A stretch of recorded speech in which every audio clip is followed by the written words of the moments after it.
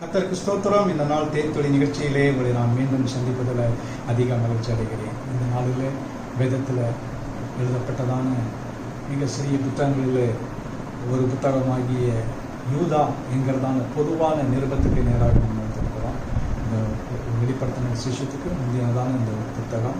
இந்த புத்தகத்தை எழுதியவர் யூதா என்கிறதான ஒரு இயேசுனுடைய சிஷன். அவன் யாக்கோபுடைய சகோதரன், இயேசுனுடைய ஆஃப் பிரதர் என்றும் சொல்லுவார்கள். அவருடைய மரியாளுடைய மகனாக இருந்ததான ஒரு அந்த யூதா என்று சொல்கிறார்கள். அது வேதத்தில் அது வேத வல்லுநர்கள் சொல்கிறதான காரியம்.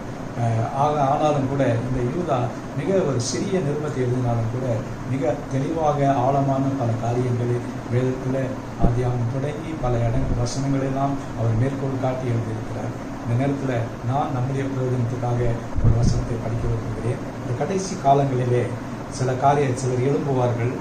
18வது வசனத்தில் பார்க்கின்ற வகையில் கடைசி காலத்திலே தங்கள் துன்மார்க்கமான இச்சையின்படி நடக்கிற பரியாசக்காரர் தோன்றுவார்கள் என்று உங்களுக்கு சொன்னார்களே. இவர்கள் பெருந்து போகிறவர்களும் ஜென்ம சுவாபம் தாரும் ஆவி இல்லாதவர்களுமாமே.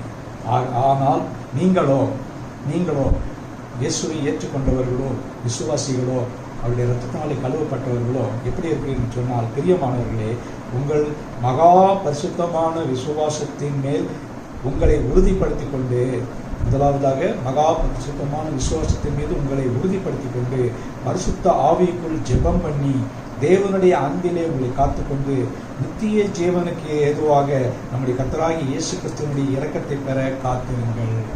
நம்ம காத்திருக்க வேண்டியவர்களாக இருக்கிறோம். பொறுமையாக காத்திருக்க வேண்டும்.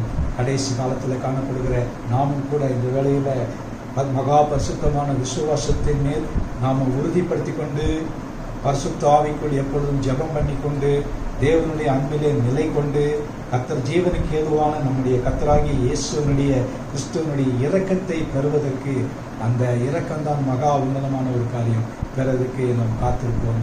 யூதா எழுதின இந்த நிருபத்தில் மிக சிறந்த வார்த்தைகளில் ஒன்று இந்த வசனம். இந்த 23 வசனங்களை பார்க்கின்ற வழியில் மிக ஆழமாக சொல்லக்கூடியதான இந்த 4 காரியங்களை பார்க்கிறோம். இவைகள் இந்த நாளிலே இந்த தேன்துளி நிகழ்ச்சியிலே நமக்கு அது ஆசீர்வாதமாக இருக்கட்டும். நல்ல ஆண்டவரே, இந்த யூதா எழுதின நிருபத்துக்காக நன்றி செலுத்துகிறேன்.